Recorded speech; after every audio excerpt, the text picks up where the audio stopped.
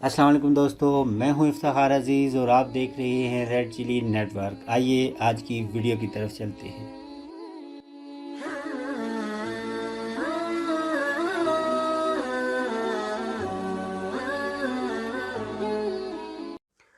बिस्मिल्लाहिर्रहमानिर्रहीम। अस्सलाम वालेकुम। अल्लाह ताला के कानून कुदरत का भी अजीब व गरीब मामला है कि रोज़ा शुरू करने से पहले खाना यानी सहरी को उम्मत के लिए सवाब की चीज़ बना दिया और इसमें मुसलमानों के लिए अजर है। सहरी खाना सुन्नत है। बहुत सारी हदीस मुबारका में सहरी की फजीलत है। बहुत से लोग काली की वजह से इस फजीलत से महरूम रह जाते हैं। बाज़ लोग तो तरावी पढ़कर खाना खाकर सो जाते हैं।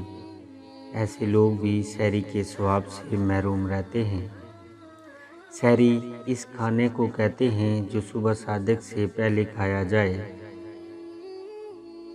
हज़रत उन्स रज़ियल्लाहु ताला अन्हा से रवायत है कि रसूलुल्लाह सल्लल्लाहु अलैहि वसल्लम ने इरशाद फरमाया, सहरी खाया करो क्योंकि सहरी में बरकत है। एक और हदीस शरीफ में हज़ूर सल्लल्लाहु अलैहि वसल्लम का इरशाद पाक है, सहरी में बरकत है, इसे हरगिज़ न छोड़ो। अगर कुछ नहीं तो उस वक्त पानी का एक घूंट ही पी लिया जाए, क्योंकि सहरी खाने पीने वालों पर अल्लाह ताला रहम फरमाता है और फरिश्ते उनके लिए दुआए खैर करते हैं। हज़रत अरबाज़ रज़ियल्लाहु ताला अन्हा फरमाते हैं, मुझे हजूर सल्लल्लाहु अलैहि वसल्लम ने सहरी खाने के लिए बुलाया और फरमाया कि आइए मुबारक खाना खाइए। एक और हदीस मुबारका में सरवर कायनात हज़रत मोहम्मद सल्लल्लाहु अलैहि वसल्लम का इरशाद पाक है, तीन चीज़ों को अल्लाह ताला महबूब रखते हैं।